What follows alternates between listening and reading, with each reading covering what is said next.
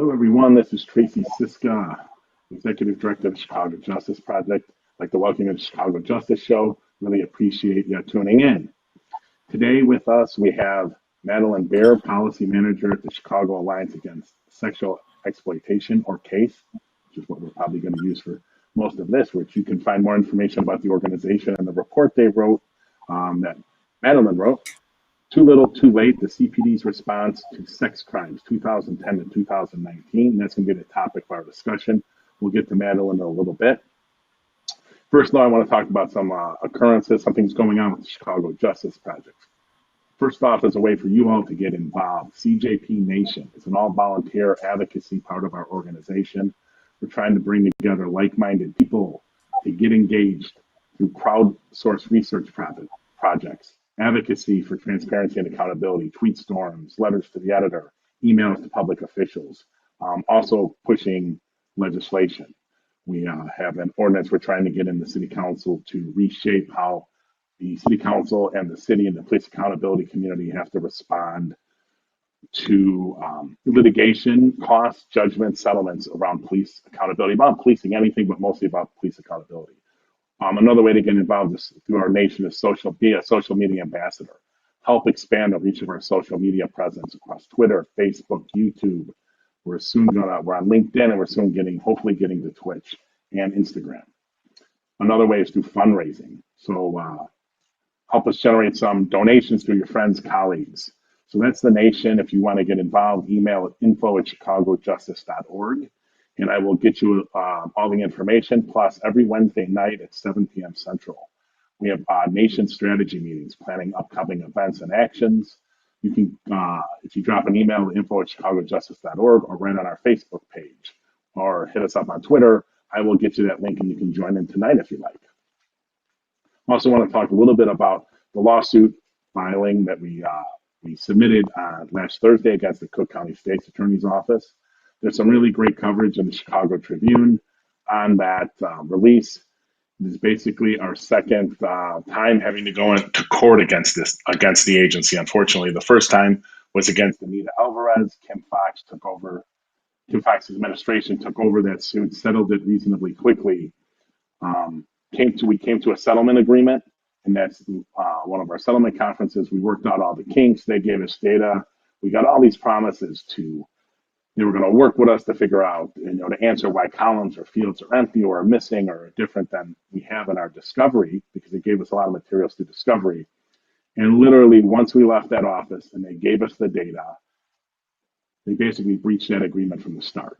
They didn't give us the data in a format that is required by law, which is open and accessible, so people without super skills can open it. We were never able to get our data opened in a way that we could be comfortable or we thought was valid, so we could be sure and confident that we got all the data and was all opened properly. They also failed to give us an update to that data. They failed to give us a data dictionary. They want us to believe they spent $3 million on that database back in 2005 and spent about $100,000 to $150,000 a year for multiple years after that, and they never got a data dictionary. They're on the record for that. They're also record, and basically something we kind of caught them in a lie. We asked for data from our data that they turned over to us, but we could never open it, supposedly from 2010 to 2017. We asked them from data in 1990 through 2010. They told us in a legal response, in the FOIA response, that they did not possess that data and that they had actually given it to the Bureau of Technology in Cook County. When we let them know that it was odd, at least from our perspective, that they handed them that database with privileged information, work product information, identities of the victims, offenders, and witnesses in that data set. They were a little alarmed that we figured that out. We don't really understand their response. And after weeks of going back and forth, they finally had to admit that they had imported that data into their current database, which is called Crimes. So they had to admit that, but that also meant that they were admitting that the response that they gave us was either grossly incorrect or was an outright lie. How they wouldn't have, the FOIA person, the Freedom of Information Officer, wouldn't have checked in with the data people and the technology people to determine what they had is kind of baffling. So if whoever their FOIA officer, it was Chloe Rasmus at one point, if the FOIA officer did check in and um, lied to us purposely, we don't know at this moment, but you can bet we're going to use discovery to dig out every aspect of what those responses were. They told us for years they didn't, for a couple of years, I believe, that they didn't have any training materials for how you use the database. People just learn by themselves, I guess, through osmosis.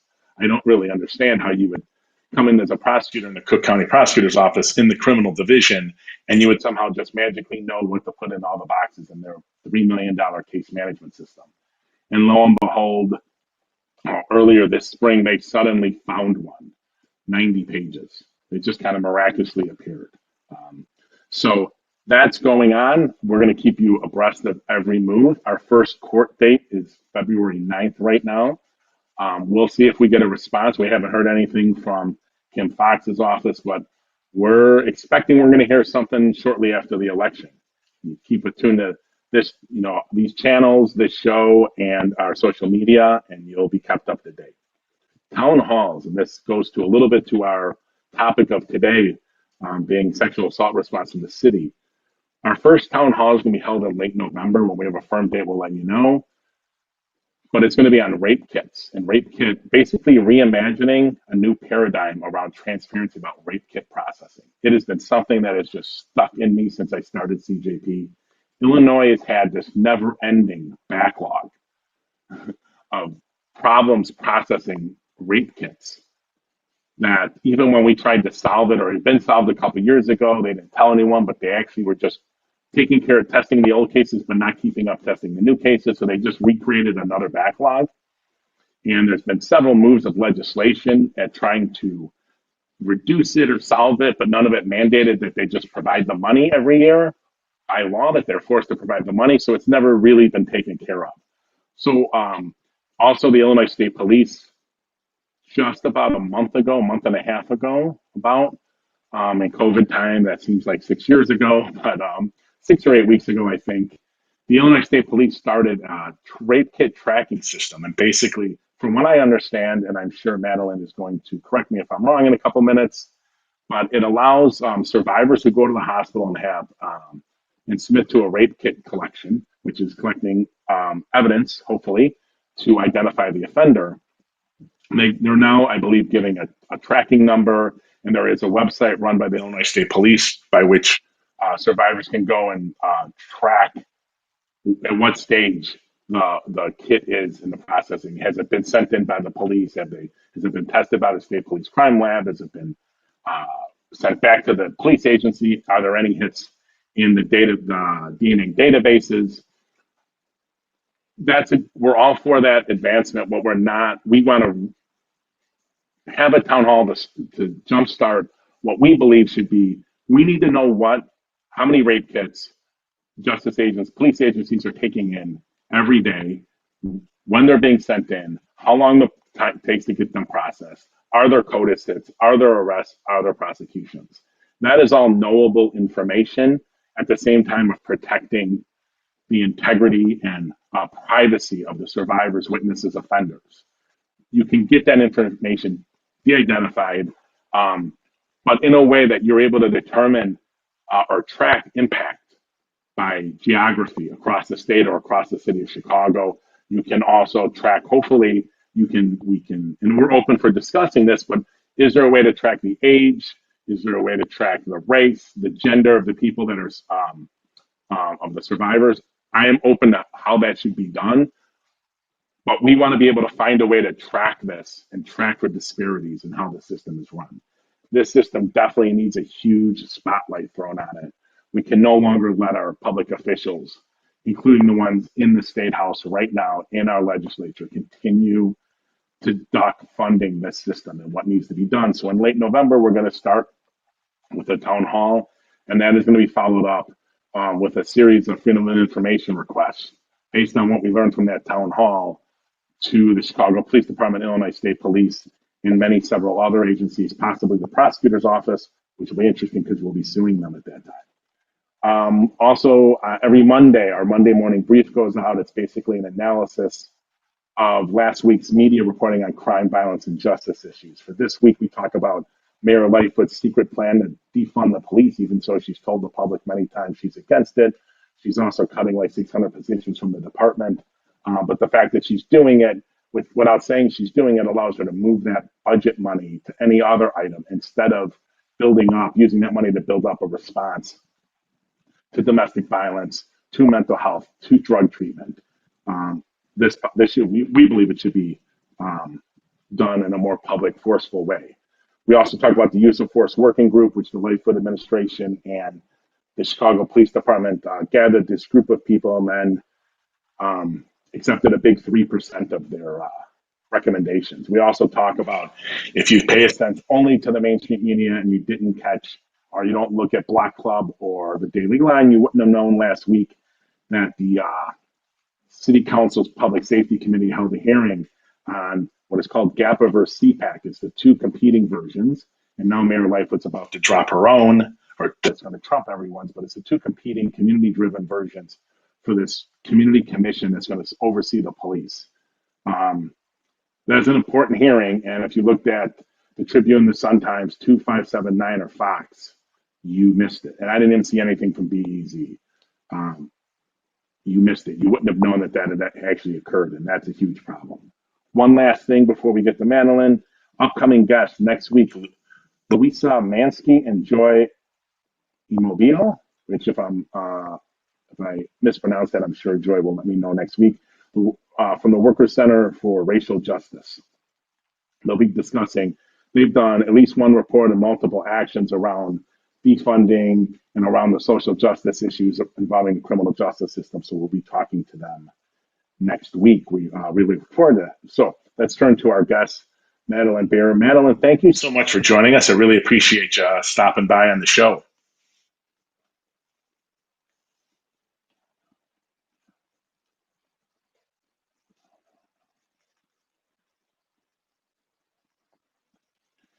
Oh man, I can't hear. I'm not sure. There you go. Can you hear me now? Oh, yeah, you're muted. Yep, I can't hear you. Yep. Now.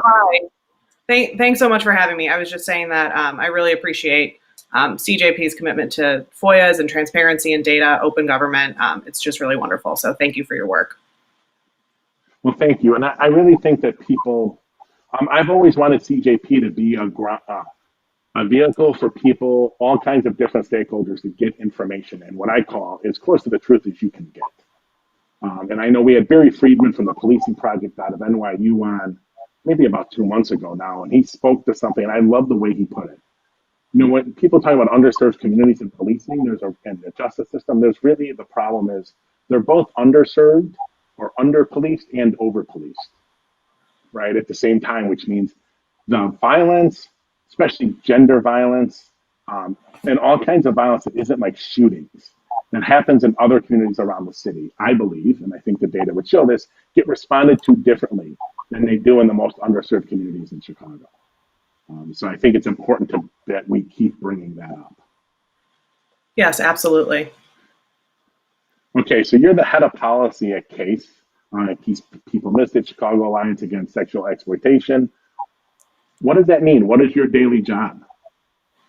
Yeah, I mean, my daily job is a little bit different every day, which I think is the best part of my work. But because we take a really intersectional, broad view of how to address sexual harm, we take a role in advocating on policies that we feel like will help survivors who experience all forms of harm in the variety of ways it happens to them because of who they are, how they identify. We know that sexual violence disproportionately happens to people of color, women and girls, immigrants, people who are low income or in poverty, people with disabilities. So we're constantly looking for new ways to be advocating for folks to really figure out what we can do to end sexual violence. So that often involves a lot of research, a lot of writing, a lot of data work, analysis like we've done with this report, trying to understand the systems at play and what we can be doing to improve the experiences of survivors within both the criminal system and the civil system as well. Can you, for the purpose of this report, you know, we all think we know what sex crime means, but what did that mean as far as this report, right? Because is that we're talking only felonies, the most egregious acts? Are we talking the the less? I don't know how to phrase it appropriately, but the less egregious things, the more violent things. What does that mean? Yeah, so we looked at there's a multitude of different sex crimes that people could be arrested for, prosecutors could charge people for, and what we did is looked at kind of the most common four that we see, which are aggravated criminal sexual assault, aggravated criminal sexual abuse, and criminal sexual abuse. What we know is that aggravated cases often involve a weapon or some kind of level of force. Whereas other cases maybe do not have those elements. But criminal sexual assault, which was the most reported crime out of kind of all four of them, is kind of, unfortunately, your pretty regularly occurring rape case. These are often misunderstood by our society because we're not comfortable understanding what rape is and actually understanding that date rape is rape and acquaintance rape is rape. And it's not necessarily misunderstanding between two people out at a bar. It is, in fact, a crime. So those were kind of the cases that we were looking at with respect to this report. Okay, one of the interesting things, and I'm going to read it here in the introduction, which like everyone should read everything in the report, but I thought the intro by itself was packed. You talk about survivors of sexual violence are being used as a political shield to deflect urgent critiques of the United States policing system, including Chicago's questions like, what happens to rapists and abusers without police? Which I thought was a brilliant question, and I've heard it. And won't sexual assault and domestic violence be more frequent if police are there? If police aren't there to respond? So what do you mean by that? About them being used as shields? How do you answer those questions? Yeah, absolutely. I'm glad you brought that up. We originally, just to give you some background, we originally had conceived of this report as one report focusing on the police department and the state's attorney's office, because obviously to prosecute these crimes, they must be working together, right? But with kind of the resurgence of the Black Lives Matter movement and this, really long overdue conversation about our policing systems, we felt like it was important to kind of retool the report a little bit to focus explicitly on policing.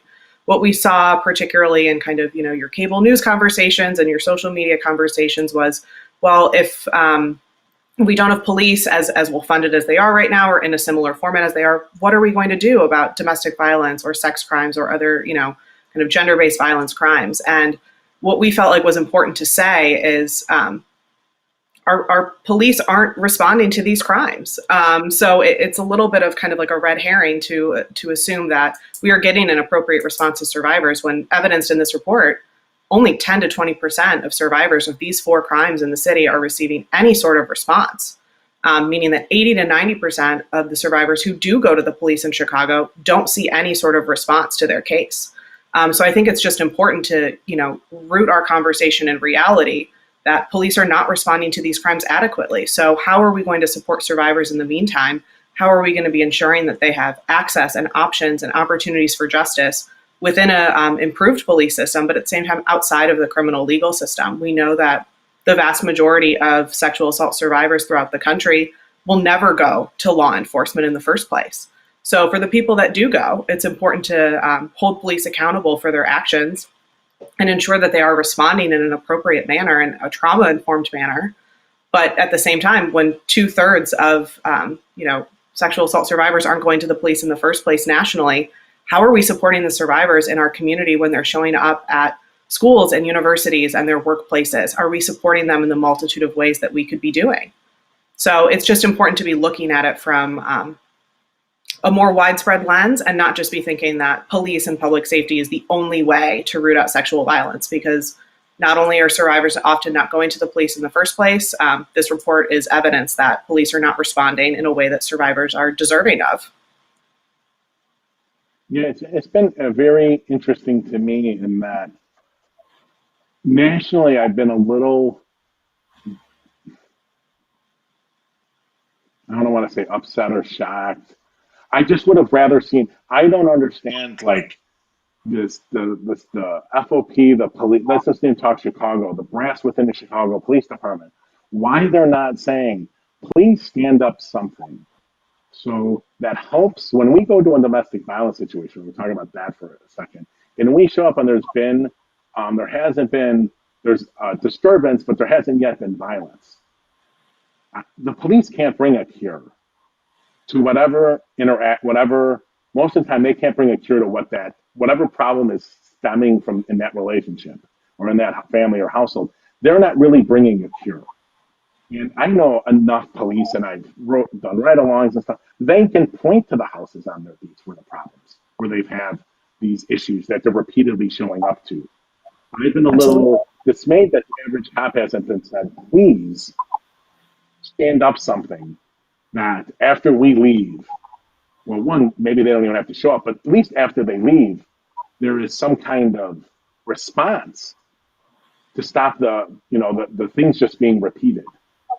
I don't know. Maybe I'm naive. I don't know what your thoughts are on it. I mean, in this report, we don't necessarily get into the particulars of, defunding the police or a co-responder model. I mean, we just want survivors to have the best response possible. And unfortunately, right now with the police department, we know that many survivors will base their entire criminal legal system experience based off of that first interaction with a police officer, that patrol officer who shows up at the hospital or shows up at, where the rape occurred. And if those folks aren't properly trained and able to respond in an appropriate trauma-informed way, that's going to completely deter survivors from wanting to continue with their case. Yeah, I agree 100%. So let's look at just some stats that are in the introduction. 80, and this has always bugged me when the media talks about clearance rates and arrests for homicides and shootings. I keep begging them, extend that across all violence, if nothing else, and look at what's going on. And we'll get to some of your charts in a little bit, but 80 to 90% of sexual harm reports to the CPD over the past 10 years have not resulted in an arrest. That's a kind of mind-boggling number. Yeah, and especially when like, you think about. Oh, sorry. Go ahead. No, go ahead. You can finish. I was going to say it's even more mind-boggling when you think of the fact that 2/3 of survivors of all incidents of sexual harm are most likely not going to go to the police in the first place. So you're limiting limiting it down to maybe 1/3 who actually do go to the police. Of the ones that do go to the police, at least in Chicago, 80 to 90% get nothing. That's extremely disconcerting and disheartening. It's you would think that when a survivor is showing up to the police department and asking for help and assistance in some kind of response, to not get anything is shocking. Yeah, I mean that boils down, if I did the math in my head quick, to about an 8%, maybe less, but about an 8% of total cases end up in some kind of arrest. And it might be less than that, but that's, I just want to give people, they have to understand that how the justice system works.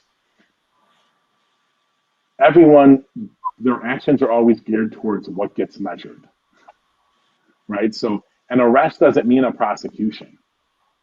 Absolutely. That's so wild is for the people that aren't getting arrested. Right. Nothing's happening. And then ones that are getting arrested, there are some, this will probably be in your next report. And we looked a little bit about a sex crimes report we did back in, I think, 2010. But you're taking us a bunch of probably some large percentage, I would bet, of the ones that are arrested are never prosecuted. They don't make it past felony review, or they don't make it prosecuted at all. So even if it is 8% of wind up an arrest, you can imagine, I'm going to take a guess to say anywhere from 30 to 60% are not even being prosecuted. That would be my guess. So now you're down to 2 or 3%. Yeah, and that's what we hope to find out with the next report, focusing kind of more on the state's attorney's office responses. Of the ones, that do receive an arrest, how many of them are going through the felony review process? What are the cases that tend to get elevated through felony review? I would be curious to kind of understand the demographics involving the victim, person who caused harm, and kind of understand whether they know each other, whether it's a kind of a stranger case, which ones kind of fit into our society's collective understanding of rape, which frankly is not rooted in the reality of how rape actually happens. Right, and just that is part of our ongoing lawsuit, that issue around the relationship between offenders and survivors, not just of sexual assault, but of all crimes. In 2010, we FOIA'd some data for our sexual assault report, and they refused to give us any data related to whether or not there was a relationship. And the Public Mm, Access Counselor's Office, the Illinois Attorney General, said, no, no, no, no. You're right. You don't have to give them data on whether there was a relationship, but you do have to give them data on whether there wasn't. Right? So at least we would have those numbers to look at and be yeah. able to see how they proceeded at that point through the aggregate. We have case level data. From my understanding, we've had some people look at it that relationship data is not what they stripped that when they turned that over to us, which is not surprising, but it's very important to understand. And we'll get to transparency later, but these numbers should scare people, right? And the media focuses, I think, obsessively and too much on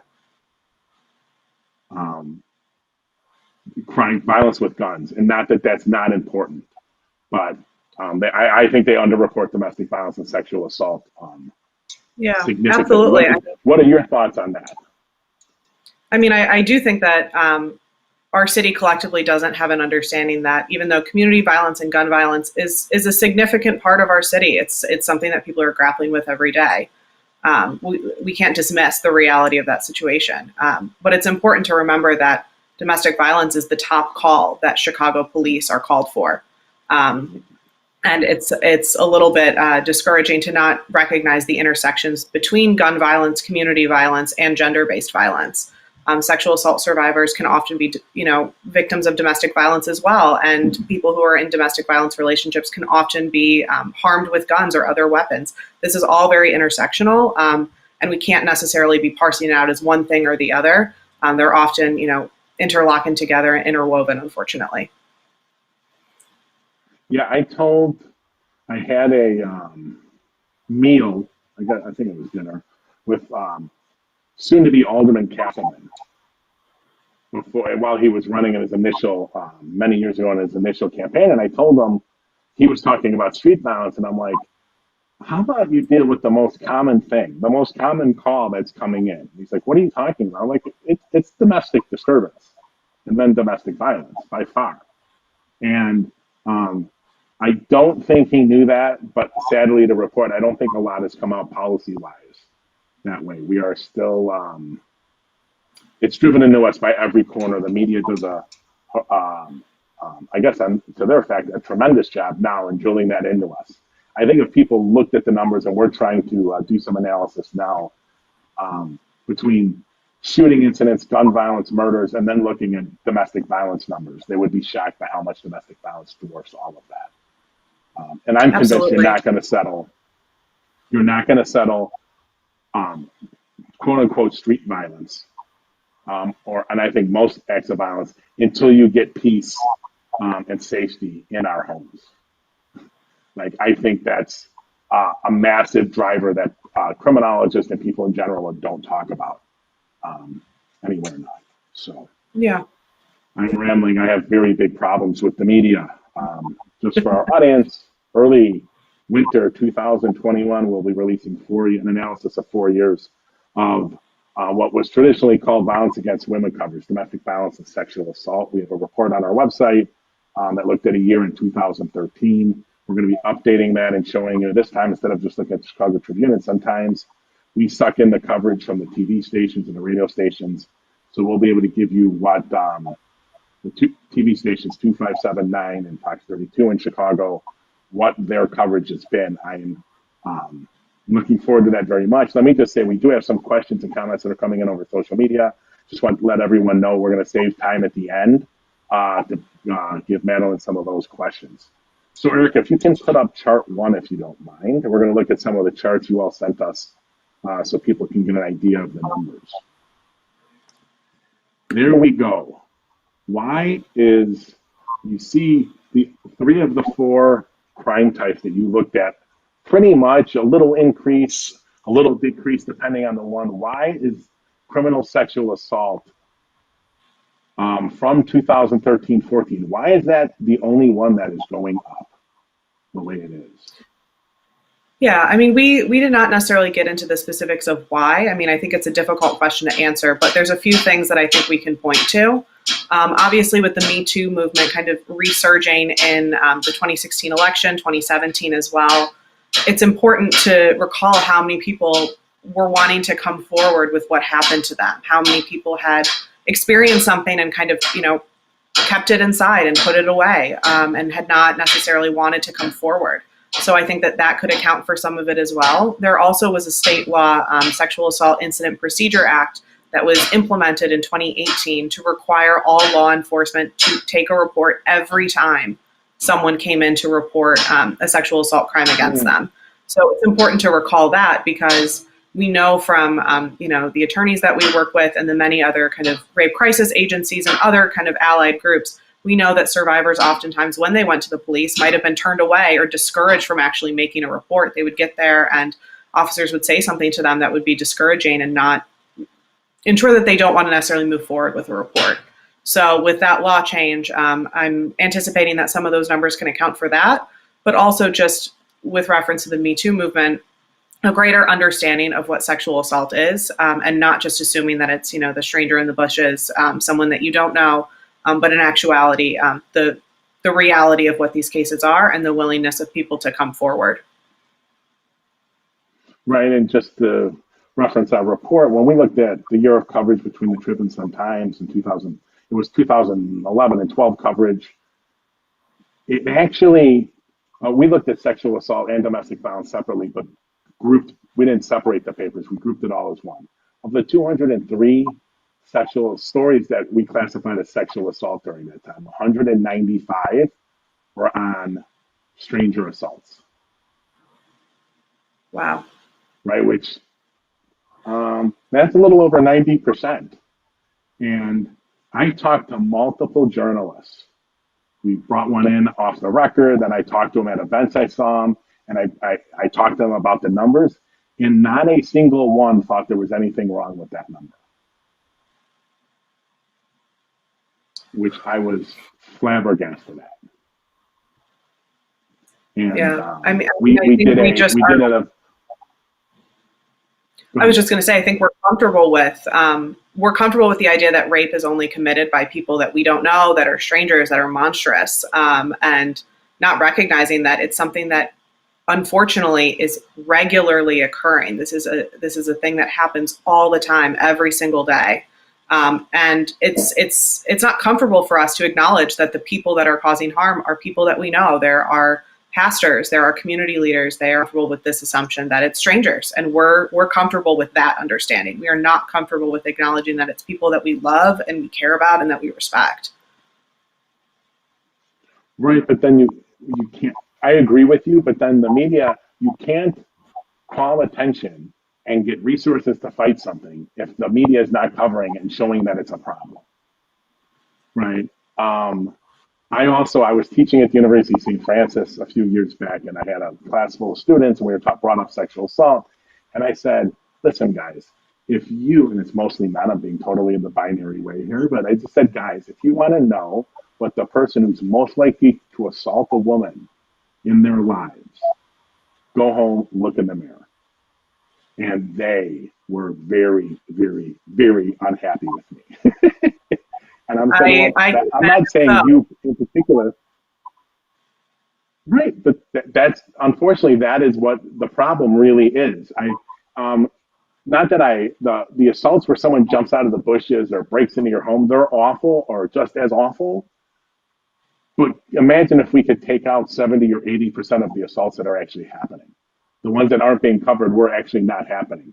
How much, sadly, that would be an improvement for the people who are being assaulted by family members and colleagues and stuff. So, oh my God, all that just drives me absolutely nuts. It's really hard. I know. I've been trying to get with all the data we've opened, I'm trying to get funding for Violence Against Women dashboard in Chicago to track these cases through the system. Yeah, absolutely. That would be wonderful. No luck, unfortunately. Okay, Eric, can you put up chart number 2 for us, please? So I think this is arrest rates, right? All right, so I'm going to ask a question because I want to make sure this is clear to our audience. So in your report, you looked at arrest rates, not necessarily what the police call case clearances. Yep. right? Is that correct? Yes, yeah. So what we did was basically evaluating the number of reports that came in related to when an incident occurred. So, for example, if someone said, I was raped in 2013, looking at all of the cases that were reported to have occurred in 2013, how many of those cases led to an arrest, as opposed to looking at a clearance rate of we made this many arrests in the year, which would be thinking about reports and incidents that have come in from a variety of years. Maybe an arrest was made in 2015 or 2017 or even 2013 from when an incident actually happened in 2013. What we wanted to be able to do is, particularly for our attorneys who work directly with clients who are maybe thinking about reporting to the police, to be able to say, okay, well, let's look at it from this perspective. If you were to report an incident for the year of 2015, this is how many of them actually led to an arrest. For the cases that occurred in 2016, here's how many actually led to an arrest, rather than there were X number of arrests in 2018, which could have occurred from maybe a rape from 1999 or 2005. We just think it's important to kind of get the time and point of when these things occurred. You know, I definitely agree. I've argued unsuccessfully, unfortunately, for years, arguing with the police department to report two different numbers, right? Which is how many arrests came from, or clearances, or whatever the number would be, came from cases that were reported in this year. And then you could report also, by the way, we made 100 or 300 other arrests from previous years and report out those years, right? Yep. I think that, and then you can keep correcting and adding to the data as the time goes on. I think that would be very informative. But then if you look at that chart again, all four of those numbers, the arrest numbers are going down. Can you come up with a reason or a hypothesis why you think those numbers are going down the way they are? Yeah, I mean, I think it's difficult to answer the question of why. I mean, we really wanted to focus on kind of what the situation is right now, document it, and then kind of begin a further conversation of why. But I think it could be a multitude of reasons, whether we feel like the police department doesn't have enough time or resources for detectives to be investigating these cases. That could be something that the police department could say. Whether it could be more reports are coming in, particularly for criminal sexual assault, and they don't have the capacity to investigate those. Simply put, maybe there's just not interest in investigating these cases. Maybe they're focused on other things. I think it could be a wide variety of reasons. But I think talking about exactly where we are in terms of arrest rates and how likely a case is actually going to lead to an arrest in real time, the last 10 years, is an important way to actually document maybe and get those answers as to what police are saying about how they're responding. Okay, when you say start this discussion, is case planning some kind of extended discussion with the criminal justice stakeholders based off these reports? And what does that engagement just generally look like in general?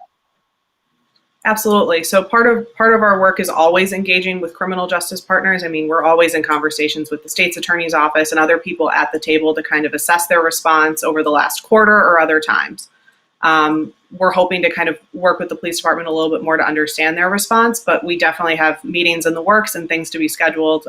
We absolutely want to be continuing this conversation, but I don't necessarily think we're at a place to talk exactly about what that's going to look like.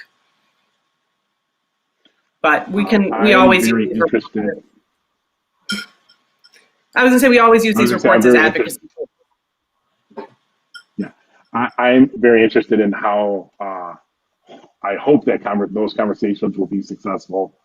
We tried to create a sexual assault task force chaired by Rom's office and Tony Preckwinkle's office. And we met with the police, the 911 center, the state's attorney, and the state's attorney and police, after about a year, ganged up and said, we're not going to give you data to either. If neither of us give you data, you can't use it against us, and you're just out of luck. So I really hope your advocacy is much more successful than ours was. But we're doing it from the other end. We're just going to keep FOIAing and suing so we can make the data and the results available. All right, Eric, can you put up chart number 3, please? Okay, I know those numbers are so far off, and there seems to be this very, almost in uniform to a degree, rise in the number of reports and drop in the number of arrests starting, or I guess starting in 2014. It would seem to me there'd be more arrests if they had more cases. Am I missing something? I mean, I would have thought similarly, but at the same time, I'm also wondering what the capacity is for people to actually investigate these crimes and their willingness to investigate these crimes. For criminal sexual assault, like I was saying earlier, these are kind of our, frankly, regularly occurring rape cases. And I think our society, which goes down to our police departments, is uncomfortable with understanding what these cases actually are, that it's often between friends or family members or people that we know. And it becomes a story of he said, she said, which is really uncomfortable for people to actually take a look at. And I think it's probably pretty discouraging for survivors to go in for a report and likely not see an arrest because there's frankly myths around what rape is and a fundamental misunderstanding of that it's regularly occurring. It's extremely common. And there's not a willingness to account for that and to actually hold people accountable for committing that harm because we just don't see those people as, you know, the aggravated criminal sexual assaults, which are often weapons and potentially strangers, or a difference in age between the victim and the person who caused harm. So it's just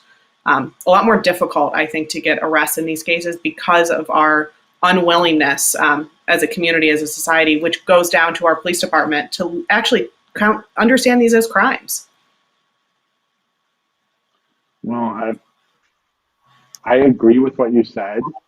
I'm a little disgusted in that we're talking about this as we're approaching 2021 of getting a police department to think it's one of the possibilities and probably have very strong possibilities. We're still struggling in getting the police, which is still a majority male endeavor, to believe survivors when they come in and file a complaint. Um, that's unfortunate that we're still here. Absolutely. And, you know, obviously training is helpful. You know, that's part of the conversation always is whether police can get more training to solve this. But fundamentally, it's the attitude in which we treat survivors. Anytime a survivor comes forward, they're often belittled, disbelieved, disregarded, extremely difficult to come forward. And yet we collectively treat them like they're making it up, like they're confused, that it was a misunderstanding. And I wonder how much we can do to really fix that attitude. We need a cultural shift. You know, one day of training might not be, you know, the solve to this. It's a cultural issue we need to address. I agree, and I think I am an advocate, and I've said this before, and it may have been in my Crane's op-ed.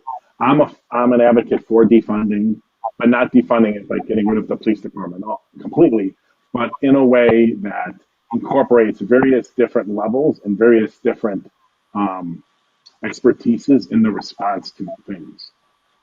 And I, they've, in my opinion, they, for the most part, have proven they're in. If we're still seeing this in 2020 or 2019, the department itself, as it is structured, is proven they're not willing to do the change that's needed. At least that's my opinion. Yeah. So I mean, we need a yeah, I mean, we need a response to sexual assault that goes beyond policing. Unfortunately, that's really been the only focus in our understanding of how to prevent sexual assault is arrest everyone, make sure that they can get prosecuted. But as we can see, the vast majority of people will never see an arrest, never be prosecuted. So how can we actually prevent this from occurring and address it in a way that's supportive of survivors? We need to be addressing it at all intersections of our community, whether that's community services, rape crisis centers, prevention initiatives, going into schools, educating kids about consent and healthy relationships, thinking about alternatives to the criminal justice system like restorative justice or transformative justice if a survivor is interested in doing that. We need all options on the table to address this. We're not going to police our way out of this problem. right, and advocates keep saying that, and then it gets into the mouths of politicians and criminal justice leaders, and then they do nothing but police their way out of it. David Brown was not a fan of special roving units, and he got here, and all of a sudden he created this 100-person, then 300-person unit that's roving the city. And almost every time they started those units had went very, very, very, very bad at some point. But we don't like to learn from history either because we're Chicago. Eric, can you put up chart number 6 for us, please? So days between arrests. So we're going to look at chart 7 in a second. That'll give you a little more context here. But if criminal sexual assault is what you're saying is the most commonly, regularly occurring form of assault, and I'm assuming most of those are going to be, am I right in assuming that most of those are, the offenders are known to the victim? Is that fair to say? Yes, absolutely. Okay, so 43 is the average. If the offender knows, I mean, if the survivor knows the offender and the survivor goes and reports and the survivor goes, tells the police who did it, how Mhm. can it take them on average? I mean, shouldn't we expect a much lower number there? Yeah, I mean What that could be was taking that my. amount of time? I mean that's the thing that's kind of fascinating about this is absolutely to your point. The vast majority of sexual assault survivors know the person that harmed them. We know who they are. I think the best stat we have is like 85% or so. They know the person that harmed them. And I know in the police department's response to our report that they had shared with reporters, they had said, you know, it is exceedingly difficult to work on these cases because victims know the offender. That, you know, it can be difficult to kind of parse out the truth of what happened, the understanding of what happened. It's hard to get victims to want to come forward potentially if they know the person that harmed them. And that all is true. But to your point, if we know who someone is, it makes it that much easier to understand how to investigate and to actually arrest them because we know who they are. We're not looking for a suspect in you know, certain clothes or you know we're not looking for a person. We know who they are. So it's just getting kind of the right witnesses and information to the table, which frankly I would expect to not take as long, considering we already know who the person is. Right. When I looked at your report, I read it a while back when it immediately came out, and then I looked at it again early this morning. I looked at the charts you all sent. I was kind of flabbergasted by that. For 43 days, it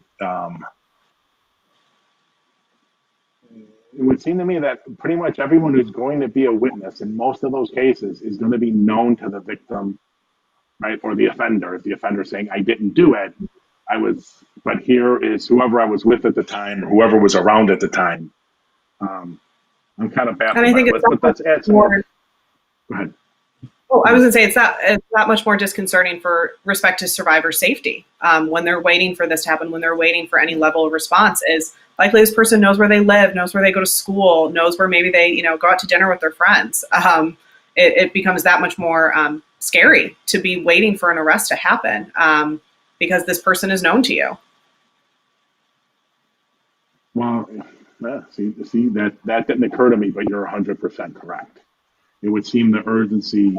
I guess if you're talking a stranger assault and they got you somewhere that wasn't just in your home, and that's what the assault didn't just occur there, they may not know where you live. They may not be able to easily track you down if they understand the police are investigating. Whereas what you would think one of the first things the police are going to do is go talk to the alleged offender, especially since they've been ID'd by the survivor. I hadn't thought about that. Here's a little more context to those numbers that we just looked at. Eric, can you put up chart 7, please?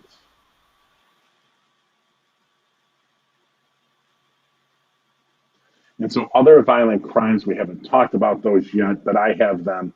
So the other violent crimes are aggregate numbers of first degree murder, aggravated battery, and armed robbery categories. So you can see up until around 2014, 2015, those arrest rates were very similar. And then there seems to be a marked drop off since that time. Um, that's some pretty significant results there. Yeah, yeah, absolutely. We picked those three offenses to look at because the first degree homicide, aggravated battery, and armed robbery, just because they're often the ones that police point to as ones that they want to fix the clearance rate of or the arrest rate of. And they're also some of the crimes that are most likely to lead to incarceration at IDOC. So those are the reason that we picked those three to kind of make a broad comparison. But to me, it just demonstrates a deprioritization of addressing gender-based violence. Again, I mean, I feel like I'm a broken record at times, but we just simply don't see it as a priority. We don't believe sexual assault survivors, and it makes it that much harder for survivors to get any sort of justice in the criminal legal system because of it. Yeah, I agree. It's really pretty scary. And it's really, as your report, one of your recommendations is about data and then that and the need for more data. I think there's definitely a need about, and we talked to them about this back when we had the sexual assault task force, although it was completely on deaf ears. Like there should be by the police department, they should be detailing, like, all right, you got this complaint that came in. How many days until you called the survivor? The survivor identified the offender. How many days till you got that offender statement? What did you do to get it? Um, I know when we looked at our sexual assault, when we did our sexual assault study on case processing, we sent the FOIA into the police department and asked for all case statuses, and we asked for everything we could think of, and it was like the overwhelming number of cases every year were suspended, the investigations. So if you just asked for open, which I think the media did a lot, you'd see, oh, they have 25 investigations open from last year. Well, that doesn't sound bad with a city of 2.7 million people. And then Yeah. lo and behold, almost all the investigations are suspended, which, um, speaking of data, it would be nice to know if they would capture why a case is suspended. Absolutely. I mean, we had asked that to the police department as part of our work. Like, if they're, you'd be familiar with this, but in the public safety database, an arrest is either listed as true or false. True meaning an arrest occurred. So for all the cases that are listed false, we were wondering, are these cases still open? And by open, do we mean are they being actively investigated, or are they just open because an Mm-hmm. arrest hasn't occurred and there might not be someone actually working on that case?